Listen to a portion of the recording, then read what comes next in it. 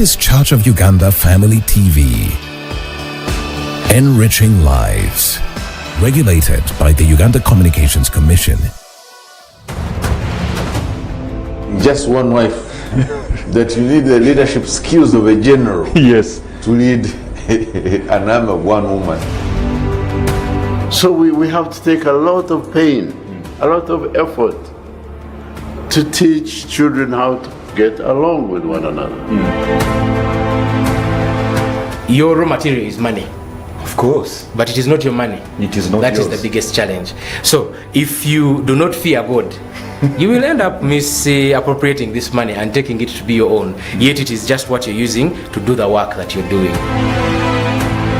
So ego is very dangerous to me, and we should avoid the extremes. This program exists to equip, challenge, and empower men to expand their family leadership capacity for national transformation.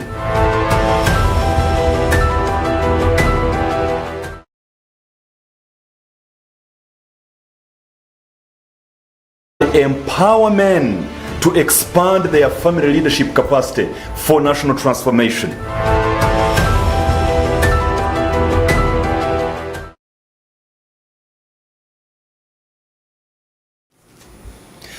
Very welcome, ladies and gentlemen. This is the Inspired Family Leader Program with Samuel A. Bakutana, your host, a certified executive coach, an award-winning leadership consultant, global speaker, facilitator, and author. The CEO of Inspired Leaders International, which is an international leadership development firm that empowers leaders to transform nations, and your provincial father's union president. What have I just used to tell you what I have just told you? I used my mouth. The way you use your mouth can spell doom or it can spell benefits. And when it comes to your family, it's even having far-reaching impacts. And when it comes to your marriage specifically, my friend, you either harm or help your marriage by the way you use your mouth. And today we are saying the topic is watch your mouth in your marriage. I'm here with Afande, here with the man from Uganda Police Force, Senior Superintendent of Police, Jackson Mucunguzi. Good to see you here today. Whom am I? Once again to be here with you. Who are you not? Not to be back. I praise God. Yeah. You know, when you start to say your CV, I was thinking of getting like a fuso, a trailer, and I was like, victory belongs to Jesus. Hallelujah. Amen. Good to have you back. Good to have you, How sir. have you been?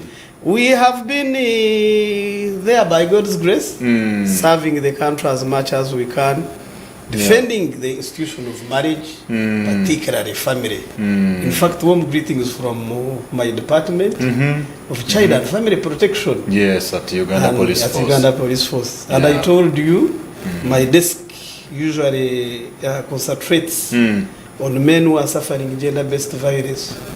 It's usually assumed that for them they don't. They don't, which we have. The new leadership of Afande Abbas Byakagaba, I think, saw very far and saw that a girl child has been empowered and a boy child is neglected and is suffering in silence. And that's why we established that rapport, that when you fight with a woman at home or disagree with a woman, at least be welcomed by a man at police. So I handle those, and I have very many clients. You know, gender-based violence doesn't know who is who.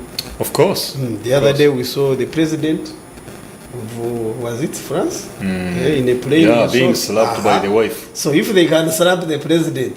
In public, in public. What is happening to him in private? What is happening to him in private? So boy, child, wherever you are, please don't die in silence. Show up. The authorities and the government, police is here to help you. I hope you're sensitizing the police force very well, because one time a friend of mine went to report a case of domestic violence against him, and when he said, you know, I'm beaten at home, they first just laughed at him before they could take the statement. So I hope they are sensitized to handle these cases with the sensitivity. And I'm glad majority are watching, so you can hear that concern. Yeah. We need to welcome all and discriminate none. All right. Yes. Look into that screen Yes. right now, into that camera, and say hi to the people. And let them know a little bit more about you. You see, we hit the ground running. Eh? So we normally say good morning, good afternoon, good evening, wherever you're watching us from. I'm Senior Superintendent of Police Jackson Mucunguzi from the Department of Child and Family Protection. I share and deliver warm greetings from my dear family, especially my beloved dear female wife. You need to be clear.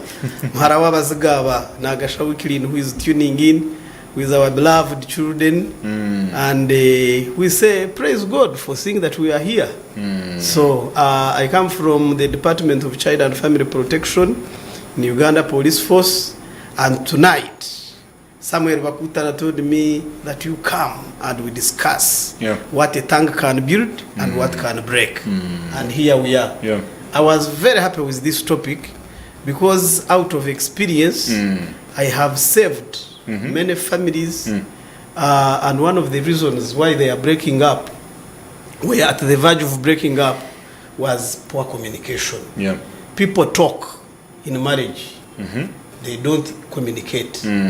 Those who try, they communicate, but they don't effectively communicate. They don't connect. They don't connect things. They talk anyhow. Wow. So, I'm glad you have brought this. Oh yeah. That's why I want us to begin exactly from there. Why do you think some people speak very badly to their own spouses? This is your wife, this is your husband, you loved each other, hopefully you still love each other, but then you find somebody is speaking to their wife or their husband very harshly, very badly, very loud voice, bad words. Why does that kind of a thing happen? From the child and family protective perspective, and what I have realized, the Baganda have what they call kamanyiro. Familiarizing somebody. You take somebody for granted instead of attending to someone's need and feelings. You just take him for granted. Some people, because of culture, they think that they paid bride price, they wedded you, so you are like a property.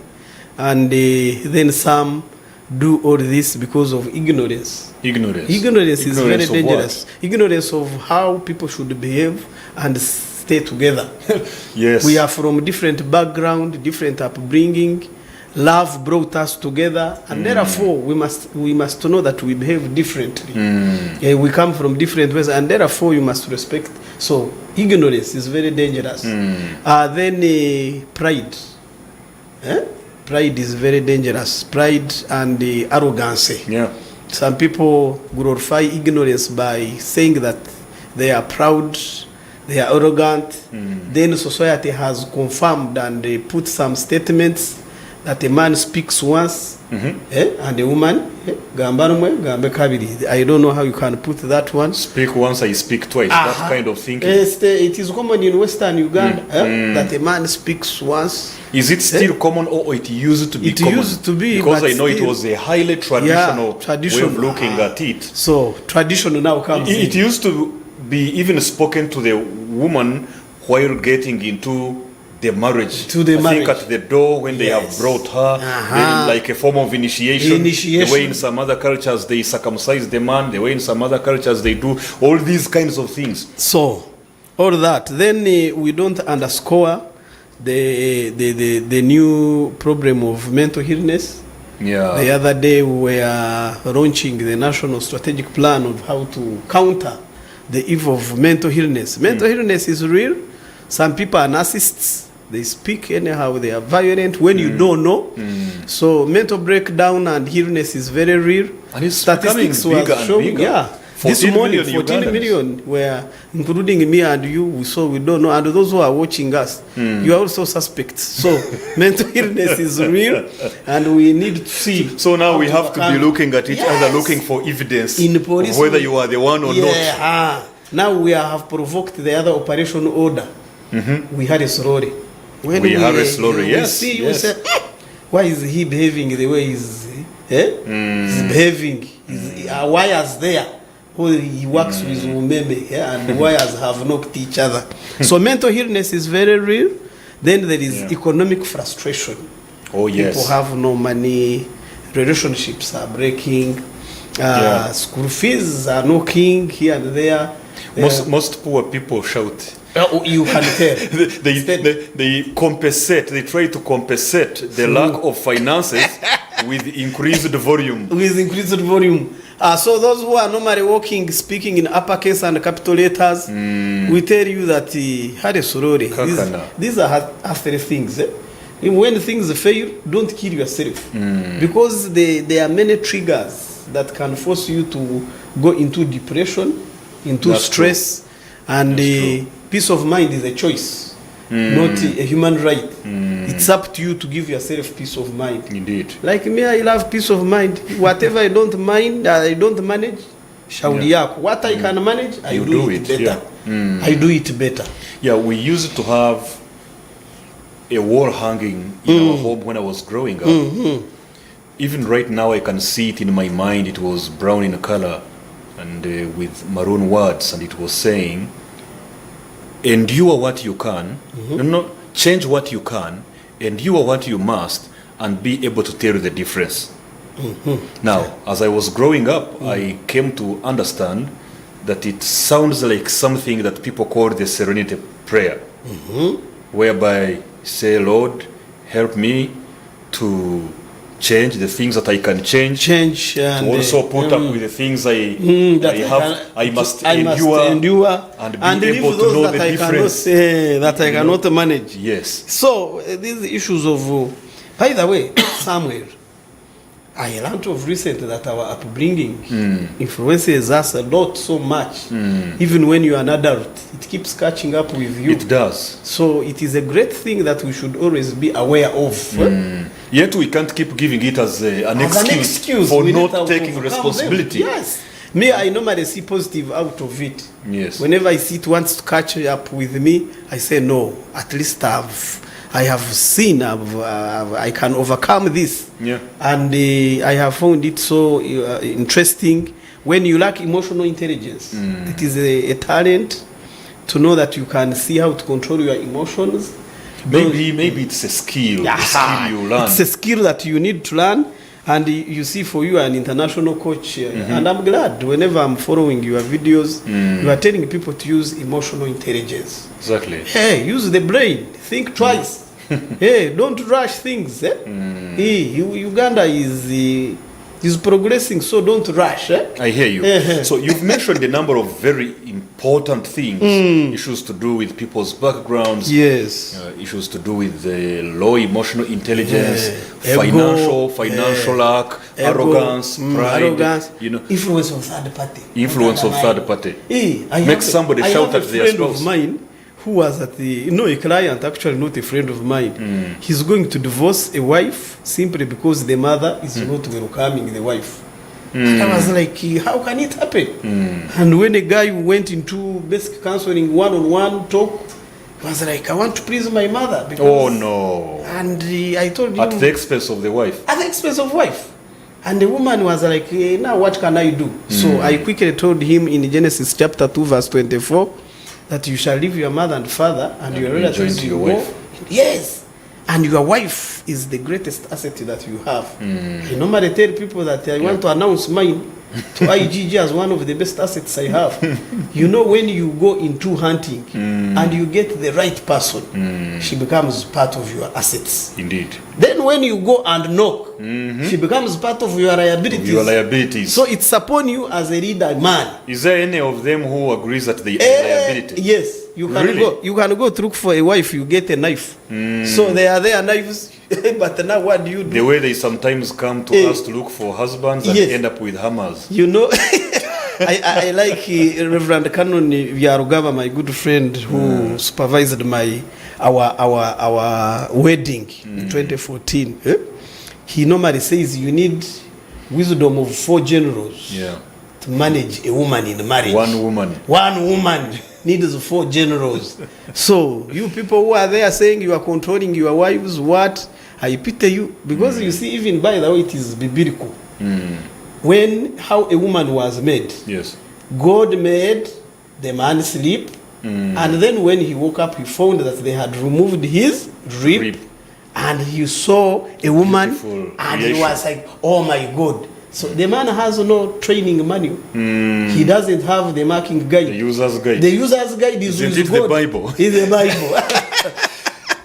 Now, we've Yes. looked at why some people speak badly to their spouses. In your view, why is it therefore important for us as married people to choose our words carefully when we are communicating with our spouses? I mean, why does it matter? Wow. Somebody may be wondering, that's how I speak. Why does it matter? You know, the moment you don't involve God in your ways, then you will not understand how life should be. I still believe that the Bible is the best marking guide that can help us. So this question quickly takes me into Proverbs chapter 16 verse 24. How does it say? Gracious words are like honeycomb, sweetness to the soul and health to the body. Hallelujah. I'm not the one who wrote these things. So you need good words with your spouse so that you become, you know, words can build, words can destroy. That's true. And therefore the choice is yours. If the Bible is here saying gracious words are like honeycomb, okay? Sweetness, the soul and health of the body. Why do you choose wrong words? Why do you choose the So, bitterness with the instead of bitterness, the sweetness? we are our bodies are God's temple, and we are representative of God on earth. Therefore, let's always do what God wants. I would think that if we can do that, you see, why we don't need to use bad words is that children model from what they see from us. The moment they emulate what they see us modeling. Therefore, you should know that you are the first teacher of your children, and therefore the words you use is what they do.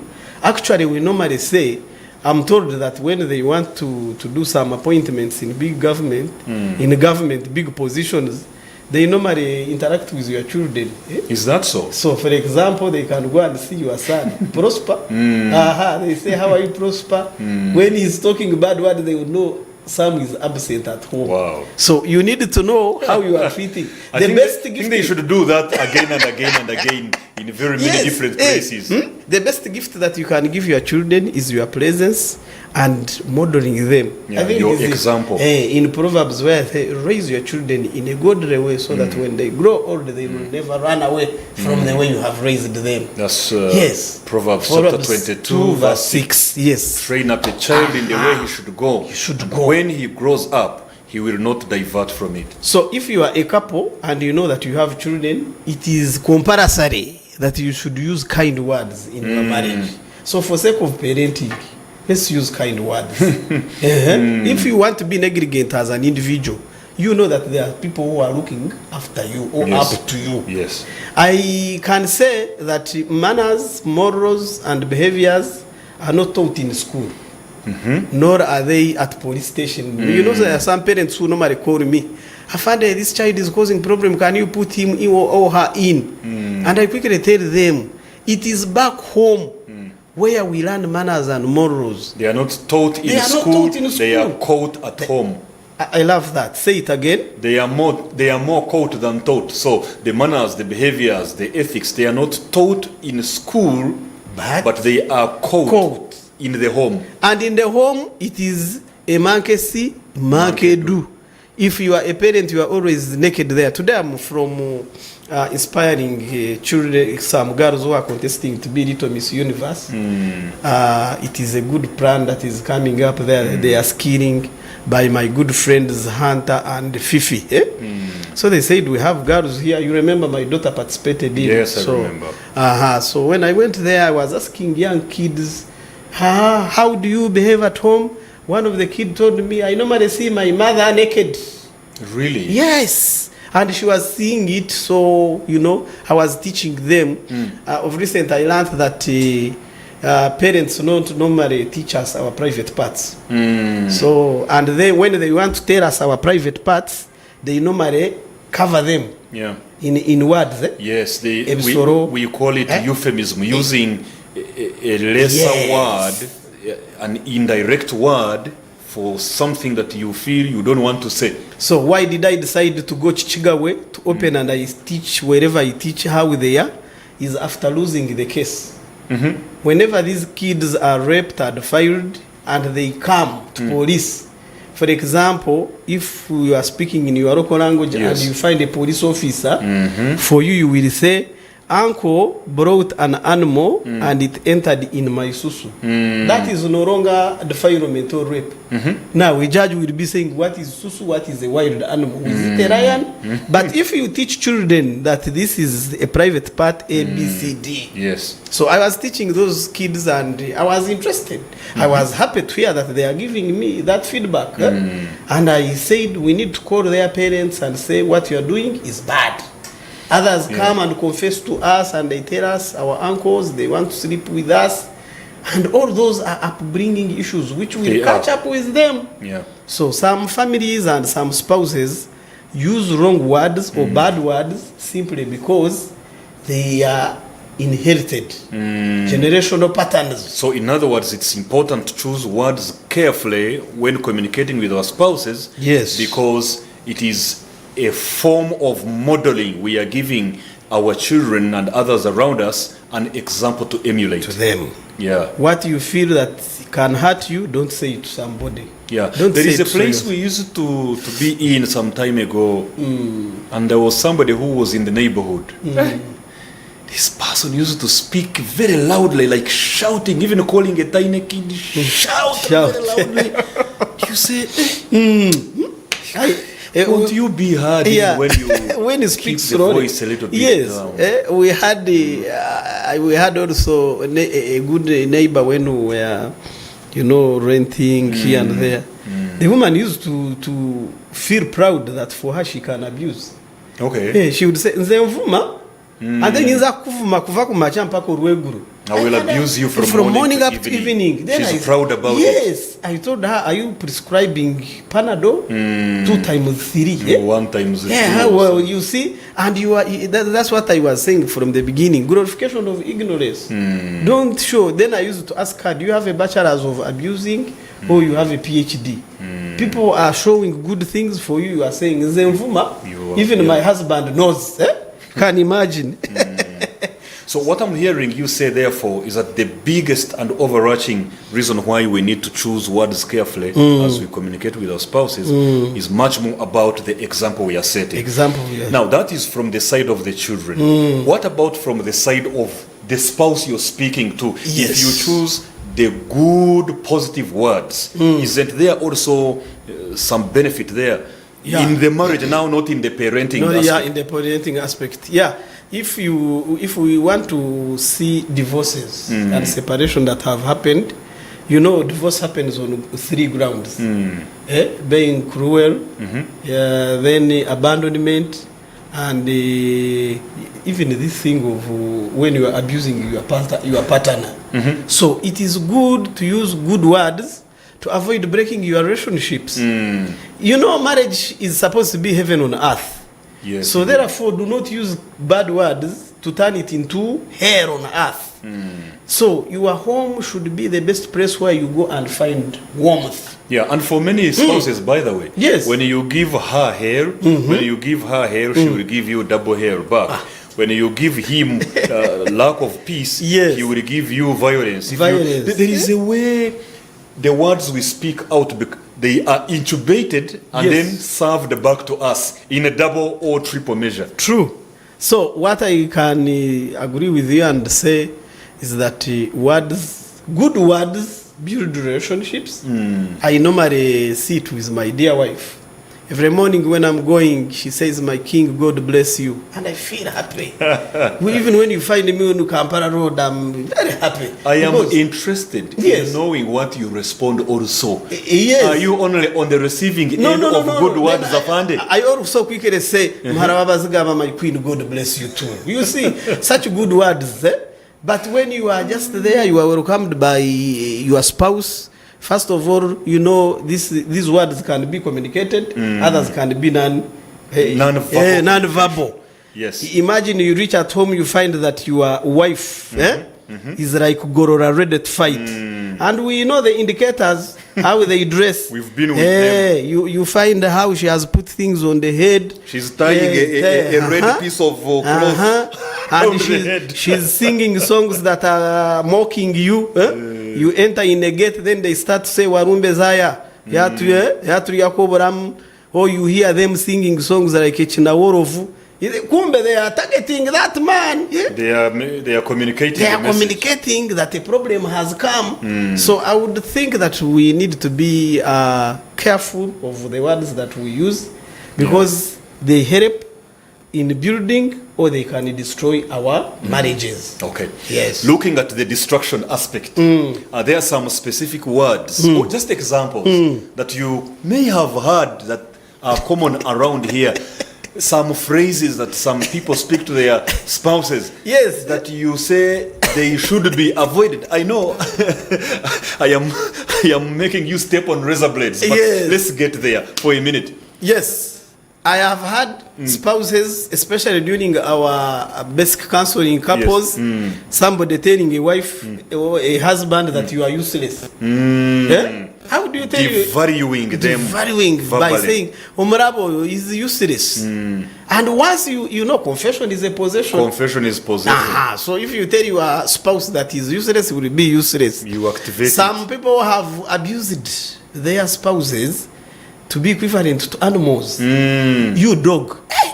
Then I quickly say, if she's a dog, then for you are a bitch maybe. You know. So a dog marries a dog. Yeah, it's like if a child looks at the mom and says, "Mom, you are a dog." Yes. Then it qualifies him to be a puppy at that moment. I had a couple very highly placed in government offices. They disagreed over a phone.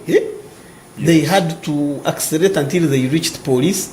And when we were there, the man looked into the eyes of a woman and said, I regret why I married you. Then I said, what inspired you to marry that person? Were you taken by Nyash? Was it an arranged marriage? Were you drunk? Were you drunk? Were you forced? Were you forced? You even went. Then I asked, are you wedded?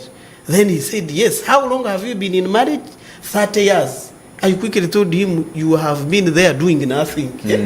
Don't be, you can't tell somebody that you regret why you married. You will never, then the men normally tell their wives that for her, she can't do anything right.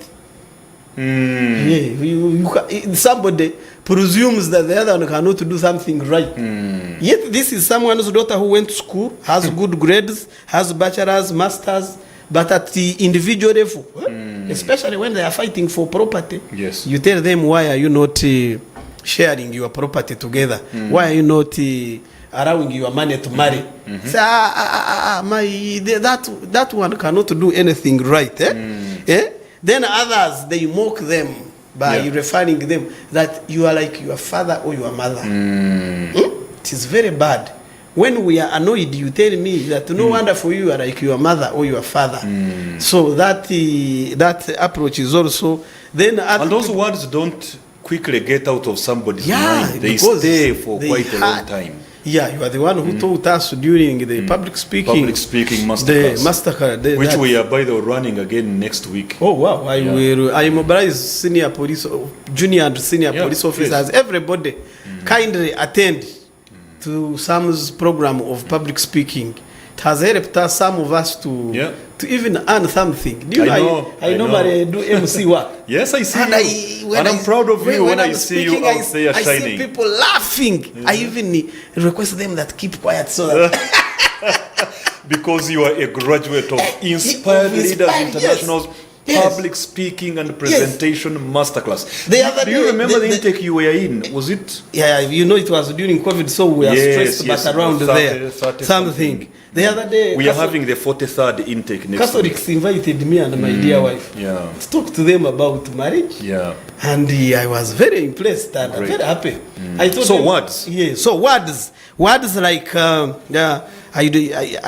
somebody tell you that I don't care. Can hurt. I don't give a damn. I don't give a damn.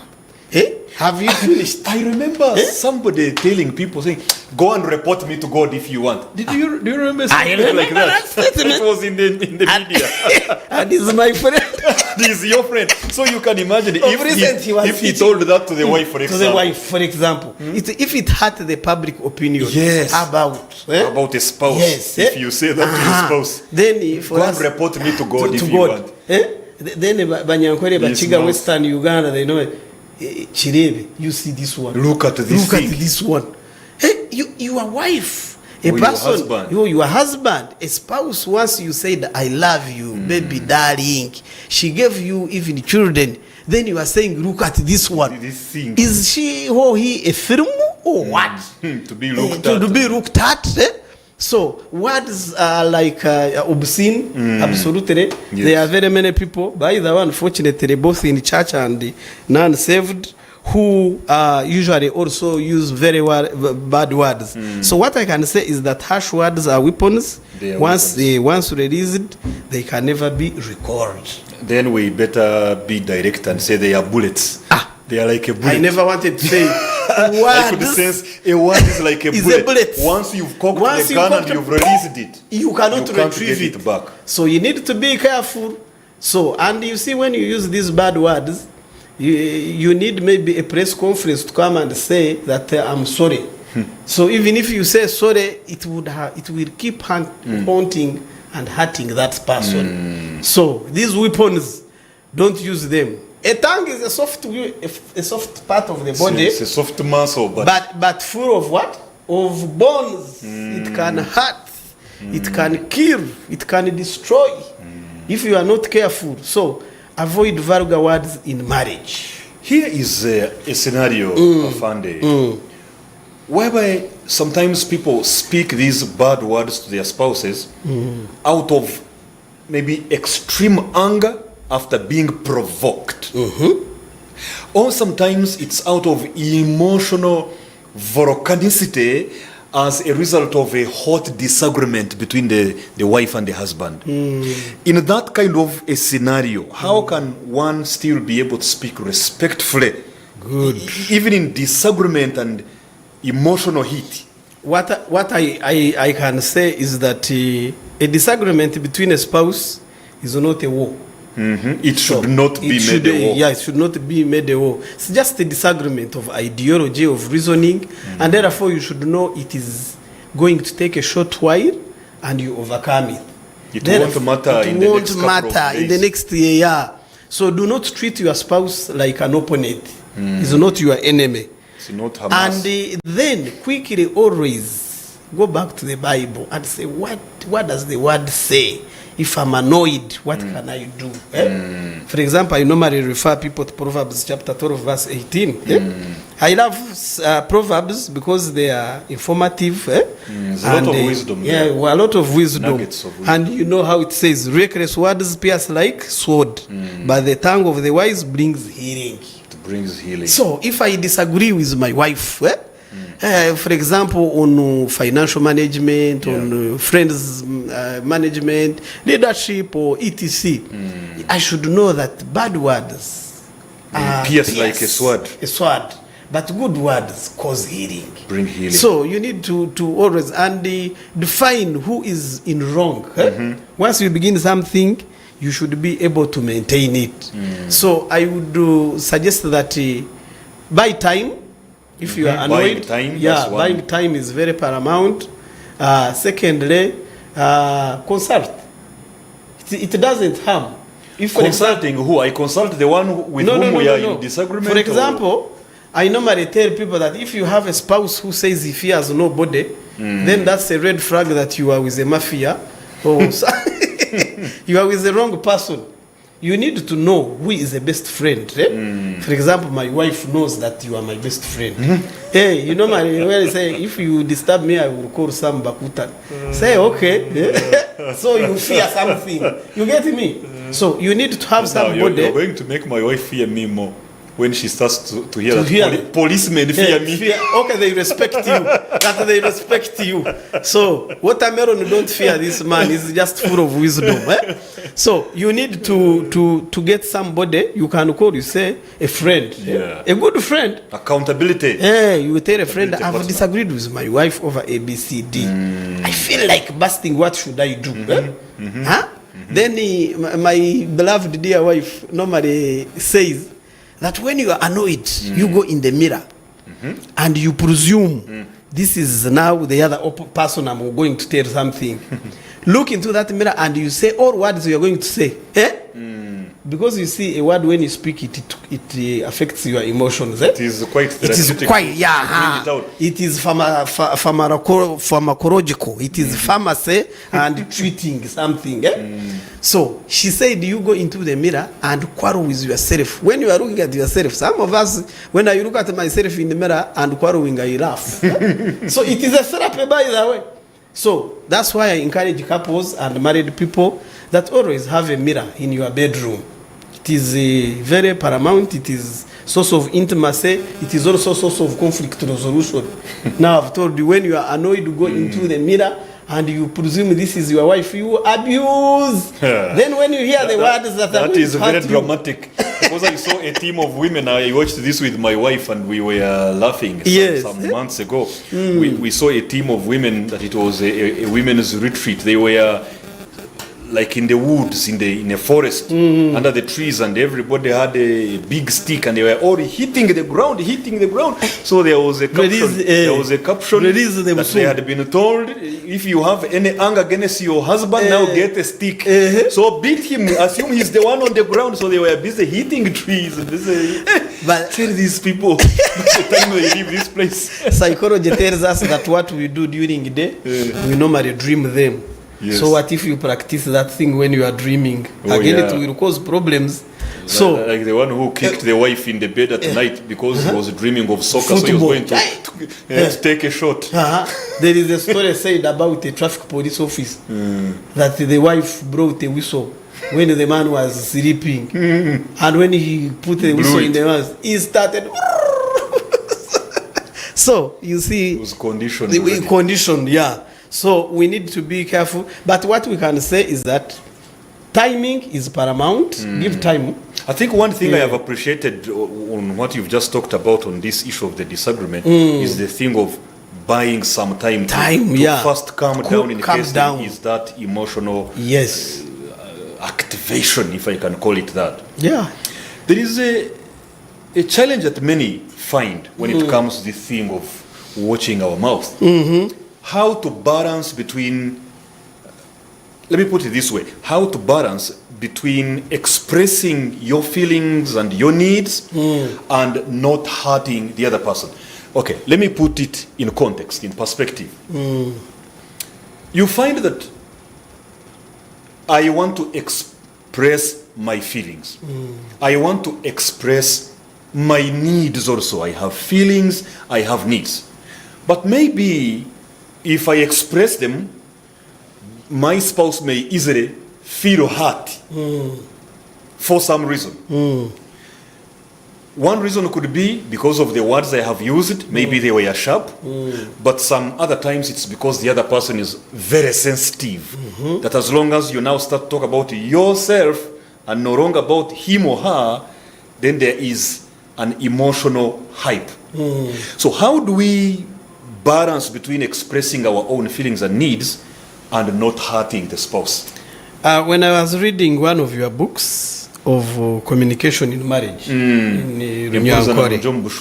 one, effective communication in there marriage. is a point where you talked about the tone yes, of the voice. Yes. What type of voice? By the way, most communications are good, but the tone matters a lot. The venue also means a lot. You need to know at what time am I going to communicate my concern and how do I use it. It takes us back to the other point we were talking about. How politely do you put some aroma in speaking? Are you using some kind words? Even Colossians chapter 4 verse 6 talks about making sure your words are seasoned with salt and grace. Salt and grace. Yes. So do you have salt in your words? Do you have some sweet or some sugar in your words? Or you are just there, you blast as if you work with counter-terrorism bomb squad. You just send and speak anyhow without use of kind words. You need to see how you can use your tone is very paramount. Choice of words is And very by the way, important. you know, this tone thing you're talking about, you can use the very same words, but just change the tone and the meaning almost changes Yeah, true. while using the same words. Eye contact is very paramount. You are the one who told us. If you are telling somebody you are concerned, look into his eyes and you Yes. say, by the way, my beloved dear wife, the salt This and was this. a bit like ABCD. And somebody will say you, hey, the other day I met some couples and me and madam, we said, by the way, can people look into their eyes for Yes. 2 minutes? Guys, we are not doing That can it. be troublesome. I made about 100 couples do that at the Yes. source of the Nile in Jinja for only 1 minute. 1 minute. It was troublesome. Troublesome. I said, look nowhere. Don't look on the side. Just focus on your wife On or your husband wife and for only 60 seconds. It was the longest minute for many of There them. was a stubborn fellow who said, hey, Afande, you mean I married a brown woman? Because he had never looked into his eyes. And by the way, even in criminology, most people are presumed to be guilty by failure to use the non-verbal. Yes, their eyes. Eye and contact, expression. They are asking you, you rape the person, you look down. So what do you want a policeman to do?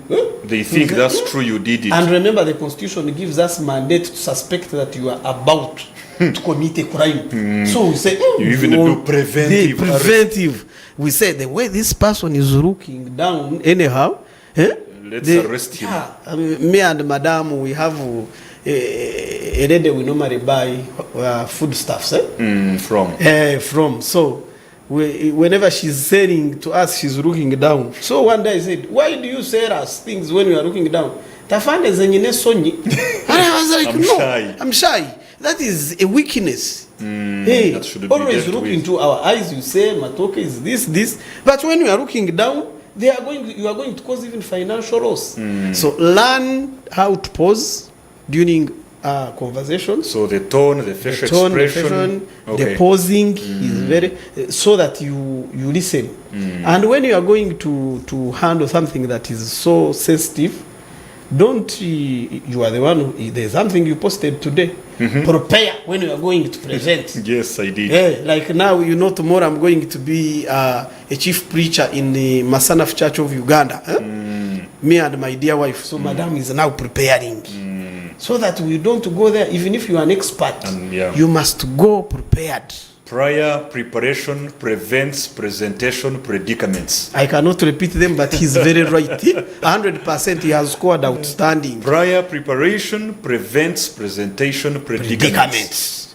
So, some of you, they call you, you start to talk, you will be offside. So, I think that would be the best way how we can do it. I hear you. So, in managing emotions, some people end up reacting instead of responding. I want us to just think about those two words. Reacting. Because we are saying watch your mouth in your marriage. Now, one way to watch our mouth in a marriage is to ensure that when we are having this conversation with our spouses and our spouses say something, we are able to respond, not to react. What is your comment? Just your comment about that. My comment is that the response is a thought about process. By the time you respond, you have thought, you have known the impact, and you are systematic. And probably it's not immediate. It is not immediate. Because when I think of process and thinking, it takes some time. Because then the reaction is immediate. And most Ugandans are always reacting in communication. Chemical reaction like in the laboratory. You say, how are you? You say, how are you? And the person say, me.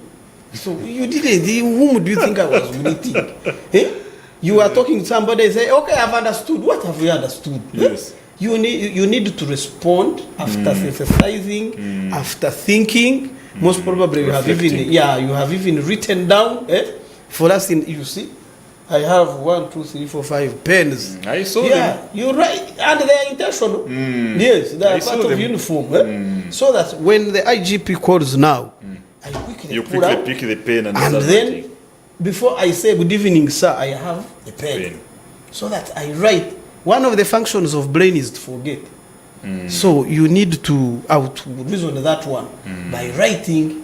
That's why they say when, for example, in research academics, that when you think something, wake up and record And write it immediately so that you don't forget it. Yes. So, and I think that's what you normally do because I you do have that a lot. You have produced very many books by Yeah, the 26 so far. way. Sam, By God's grace. do you know that we are proud of you, Thank people you. from your village? You are one From of your village. Yeah, for people from Mucunguzi, you are one of our best exports we Now, have. why are you exposing my secrets of my origin?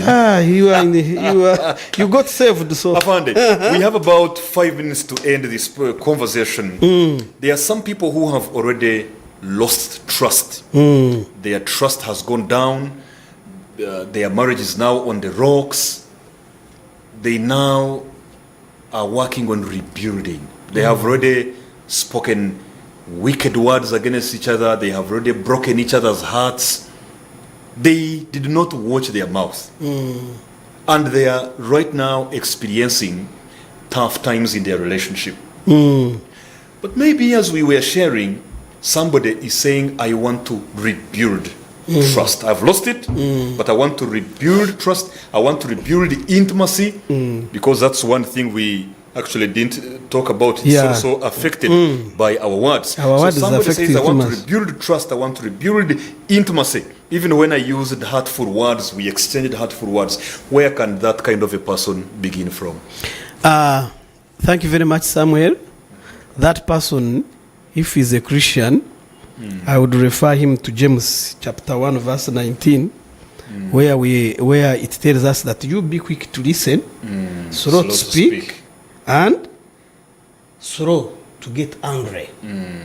When you master that, then you should know that you are going to be a changed person. Learn to say I'm sorry in life, especially when you know that you have annoyed somebody. Apologizing. Apologize. It is very bad to be there, and most people don't want to apologize. Of recent, I don't know whether you saw that post. I had disagreements with my auntie, one of my uncle's wife, for over 10 years, disagreeing on unnecessary things. And when I read this verse, I said, how shall it continue? I'm now above that level. And I called her and I said, Madam, I think enough is enough. We have overpulled ropes on things that are not there. Forgive me. And she was like, I've also been waiting for you. Forgive me. And there was peace in our heart. So I encourage people that they should normalize to say I'm sorry and be sincere and apologize their mistakes. When you do that, then things can be okay. Forgiveness is a great thing, and it cleanses the heart. Asking for it, but also giving it. And then walking a talk. Some people, they don't want to walk a talk. You are reassuring using the words of love is very paramount. Words like? I love you. Yes. I miss you. I'm your breath. What if you don't miss him or you don't miss her? Why are you not missing that person? So It has happened. So what do I do? We shall take you to Dr. Gund, give us love therapy, so that she can help you. So you need to learn how to appreciate somebody. Appreciation is very good. Even, by the way, I'm told criminals, they want to be appreciated. Of course. Even thieves want to deal with honest people. Honest people. So then if it is happening in the other world, how about our homes? What we believe in and know that a home is heaven on earth, and it is the best investment that we should be having and be proud of. Learn to say thank you to your spouse, appreciate, and you can... touching words like I'm proud of you. Those words are medicine, and they make us be great people in whatever we are doing. That's true. So as the child and family protection, we still emphasize that when homes are okay, then the country, even the crime statistics will go down. Please let us go and be intentional, and we be agents of good family stability back home.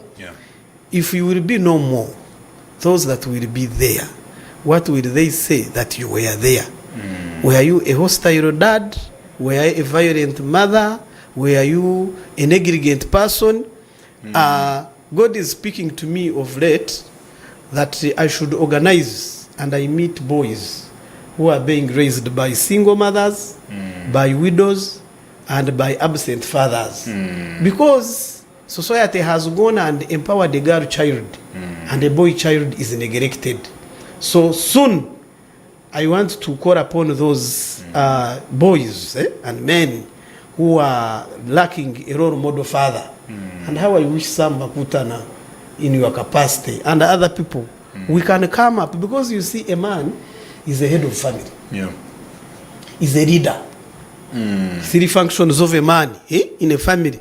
You are a priest of your home. So you should be the one to go and tell your family about God. You are a provider. You must work hard and buy bread and food. And have some, have some in the hand so that you are handsome. Some has said it. Have some so that you are handsome. That is a new Have concept. some in your hand. Something in your hand. Yes. So that you are handsome. I'm going to I teach. got that from a lady recently. That's very informative. And I'm telling you, a father is a protector. A protector, it means that you are the IGP of your home. The Inspector General of your home. Before you blame police, have you locked your doors? Are you there to check? Have you put your car? Are you the last man that sleeps? Or you are the one who goes early? Or you are the one who comes early in the morning? So a man must be there to guard and protect. Then a wife is a what? A helper. A helper. And a helper does not mean that she's a maid. She's a technical person. You are a honorable minister of your home as a man, and she is a permanent secretary. And permanent secretaries are usually very bright. They are the ones who write for us, think for us, and then for us we come on TV to discuss this. When you gave me this topic, I quickly shared with my wife. I said, as a honorable minister, I'm going on the TV. Permanent secretary, what did you say? She said, speak about this. What are the technical issues in this ministry? Wonderful. Wow. It's been a wonderful program today, sharing with all of you about watching our mouth in our marriages. Words heal, words kill. Words help, words harm. Words build, words destroy.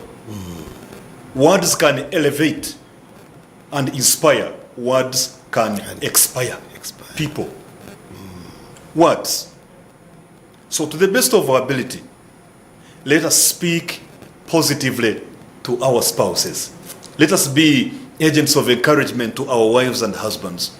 Let us be agents of lighting up their spirit, elevating their mood, instead of being the ones who are always dampening it. Those doing it, they deserve a salute from me. Thank you very much for paying attention today. And there is a salute for you for doing the right things for those who are doing it. God bless you. And for those who are not doing it, please hold this one. Hold this one and say, hey, watch away. Just one wife. That you need the leadership skills of a general. Yes. To lead an army of one woman. So we have to take a lot of pain, a lot of effort